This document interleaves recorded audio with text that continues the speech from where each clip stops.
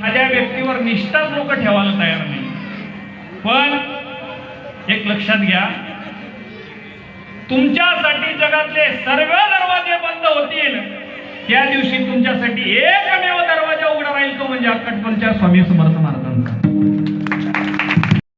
तुमच्या जीवनातलं दुःख नाहीसं जर करायचं असेल तर स्वामी समर्थ महाराजांना शरण गेल्याशिवाय ते दुःख नाही होणार नाही.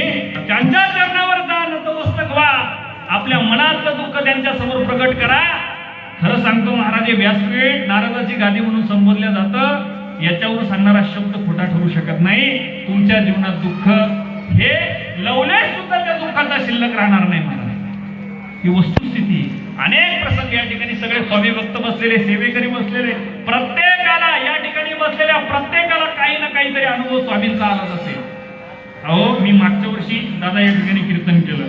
मी नुकतीच संस्था सुटलेलो होतो, म्हणजे 2-1 वर्ष झालेले होते, एवढे कार्यक्रम नव्हते. पण वस्तुस्थिती सांगतो बाबा, की मागच्या वर्षी इथं कीर्तन केलं, स्वामींची एवढी माझ्यावर कृपा झाली की आज संपूर्ण महाराष्ट्रामध्ये फिरतोय. आज कीर्तनाला कुठं कमी नाही. आणि एक अजून याच्यात विशेष भर म्हणजे येत्या 3 तारखेला माझं सोनी मराठीवर महाराष्ट्राचा लाडका कीर्तनकार या कार्यक्रमामध्ये शूटिंग होते. याच्यासारखी स्वामीनिष्ठा काय असू शकते, स्वामींची कृपा काय असू शकते महाराज.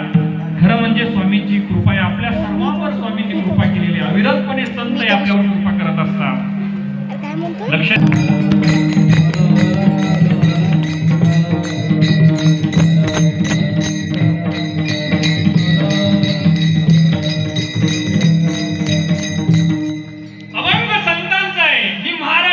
संतांची भूमी देवा. तुम्ही कुठल्याही तीर्थक्षेत्रावर जा, त्या तीर्थक्षेत्रावरची माती हातामध्ये घ्या आणि आपल्या कपाळावर लावा देवा. तुम्हाला संतांचं दर्शन झाल्याशिवाय राहणार नाही.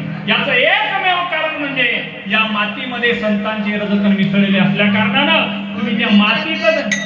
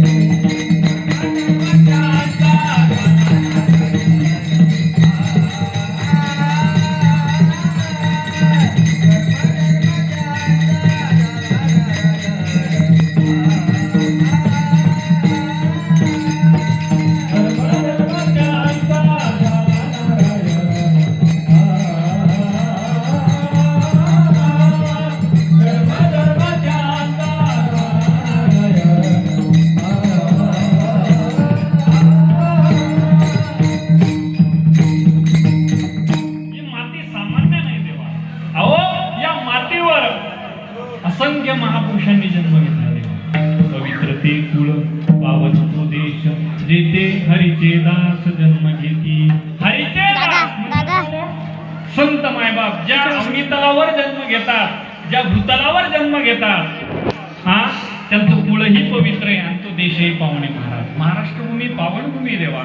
अहो बघा ना महाराज, आपल्या या आपण जिथं राहतो चिखली, इथून जवळच आळंदी, जवळच देहुळे, 2 संत मायबाप या ठिकाणी राहतात. एक आई आहे आणि दुसरा बाप आहे. आई कोण? विश्वमाऊली ज्ञानोबा आहे आणि बाप कोण? जगद्गुरु तुकोबा आहे. अहो ज्ञानोबासारखं एक महान विभूती आपल्या या पावन अशा या भूमीवर त्या ठिकाणी अवतीर्ण झाले. काहीतरी लहान गोष्ट आहे का देवा? अहो वयाच्या 16व्या वर्षी माऊली ज्ञानोबारांनी ज्ञानेश्वरी सारखा ग्रंथ लिहावा, 21व्या वर्षी समाधिस्थ व्हावं, या जगाला आपलंसं करावं. हे विश्वची माझे घर ऐसी मती जयाची स्थिर किंबहुना चराचर आपण उदाहला. या न्यायाने या समाजाला आपलं म्हणावं. आपलं म्हणणारे फक्त या जगामध्ये संतच असू शकतात बरं का. दुसरं आपलं म्हणणार तुम्हीच या जगात नाही देवा. लक्ष द्या.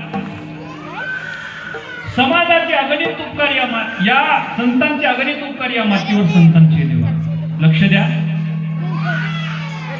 या जगतामध्ये दोनच अशा व्यक्ती आहे की ज्यांना आपलं हित व्हावं वाटतं. एक म्हणजे आपले आई वडील आणि दुसरे म्हणजे संत.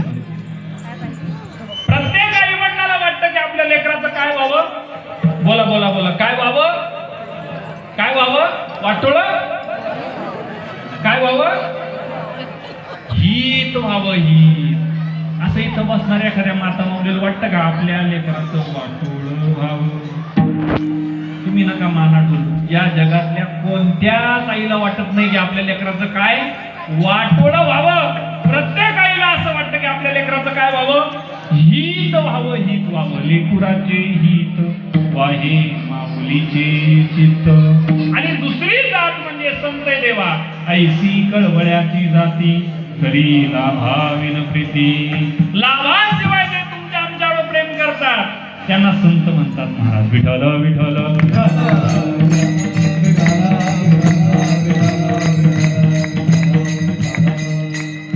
लाभाशिवाय प्रेम करतात संत. आताची परिस्थिती थोडी वेगळी आहे देवा. ज्ञानोबारांनी ज्ञानेश्वरी आपल्या प्रत्येकाच्या हातात दिली. तुकोबारांनी गाथा प्रत्येकाच्या हातात दिला. किती रुपये घेतले जातात तुमच्याकडून. किती रुपये घेतले. स्वामी समर्थ महाराजांनी प्रत्येकाला उपदेश केला. भक्ती पंथाला लावण्याचं काम केलं. किती रुपये घेतले तुमच्याकडून. मग आम्ही 4 चरणावर बोलतो 40,000 रुपये घेऊन. आज आम्ही 4 चरणावर बोलतो 40,000 रुपये घेऊन जातो. आहे का नाही. थोडा विचार करण्यासारखी गोष्ट आहे ना. वस्तुस्थिती देवा आज समाज कुठेतरी वेगळ्या दिशेला भरकटत जातोय. या समाजाला जर गरज कशाची असेल तर ती संत वाङ्मयाची. लक्षात ठेवा. या अवनीतलावर 3 वर्ग येत असतात. लक्ष द्या.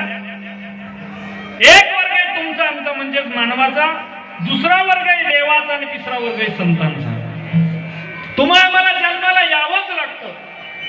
काय यावं लागतं.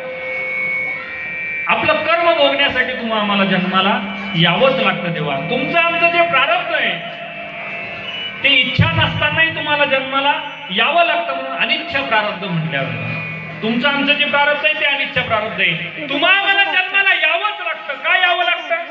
अगा कर्मी जे उरावे तै सुखी दुःखी फळा यावे तया